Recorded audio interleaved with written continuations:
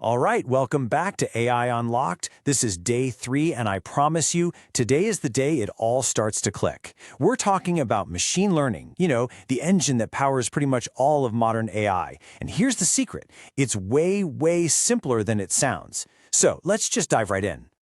No, I'm serious. You have been doing this your whole life. I mean, think about it. When you were a little kid, what happened when you touched something hot?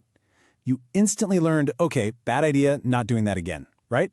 That's learning from experience. You took in a piece of data, the heat, and learned a rule. Well, that's all machine learning is. It's the exact same idea, just, for computers. Let me show you. Okay, so to really wrap our heads around this, we got to look at how machine learning completely flips the old way of doing things on its head. It's a total, fundamental shift in how we talk to computers.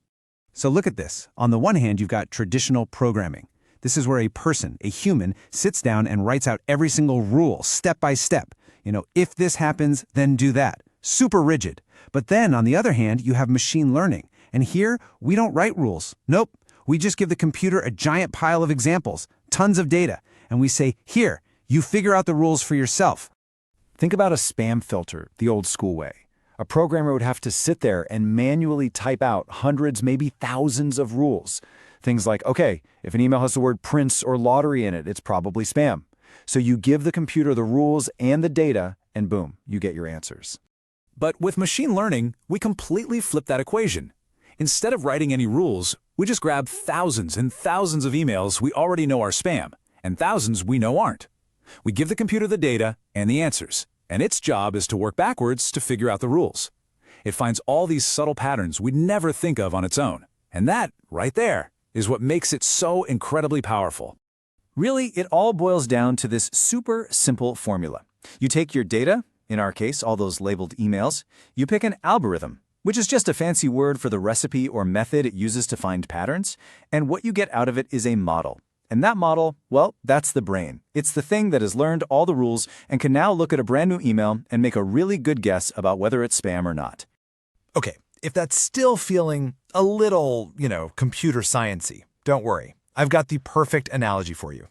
The best way to think about machine learning is to just think about how a little kid learns. Seriously, it makes the whole thing just click. So let's say you're trying to teach a toddler what a dog is. What do? First, you just show them a bunch of examples, right? You point out dogs in books, dogs on the street. Maybe you point out a cat to show them what's not a dog. Pretty soon, their little brain starts picking up on the patterns. Fur, 4 legs, a snout, a wagging tail. Then you can show them a picture of a dog they've never seen before, and they'll shout, "Dog!" And if they get it wrong, like they see a wolf and say dog, you gently correct them. That's feedback. They use it to get even better. And believe it or not, a machine learns in the exact same way. Instead of pointing out dogs on the street, we feed it training data. That's just thousands of pictures labeled dog or not dog. The algorithm finds the statistical patterns, just like the child notices fur and tails. Then it makes predictions on new pictures.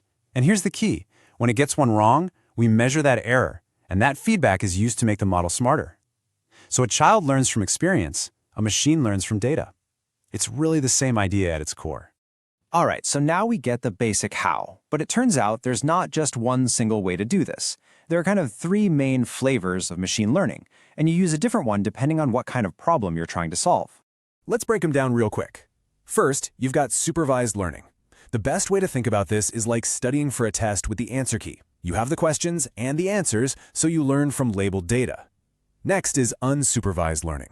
Imagine someone just dumps a giant mixed box of Legos in front of you and tells you to sort it. You don't know the right way, you just start grouping them by color and shape. That's finding hidden patterns in unlabeled data. And finally, there's reinforcement learning. This one is pure trial and error. It's exactly like training a dog. You give it a treat when it does something right, and over time, it learns the desired behavior. Now, this might all sound like stuff for tech nerds in a lab, but it's not. Machine learning is already all around you. It's woven into the fabric of your daily life. I'd bet you've already used it multiple times today and didn't even know it. I mean, just think about it. That Discover Weekly playlist Spotify makes for you, that's machine learning, figuring out your taste in music. How does Gmail know what's junk mail? Machine learning. When your bank sends you a text about a weird charge on your card, yep, that's ML spotting fraud. It goes way beyond that too. We're talking about systems that help doctors analyze x-rays, that power self-driving cars, and even AI that can beat the best players in the world at complex games. It is literally everywhere. So if there is one thing, just one thing, you take away from all this, I want it to be this point right here. All of these amazing, sometimes mind-blowing systems, they aren't built on millions of lines of handwritten rules. They learn their own rules by looking at the data. That's the whole magic trick. So there you have it. You now understand the core secret behind most of modern AI. So the next time you use an app and you think, whoa, how did it know I wanted that? Now you know why. So I'll leave you with a question to chew on. What's an app you use every single day that you now suspect is using machine learning? Think about it. And get ready, because tomorrow we're going to dive into that first flavor we talked about, supervised learning. It's the most common one out there. You don't want to miss it. I'll see you then.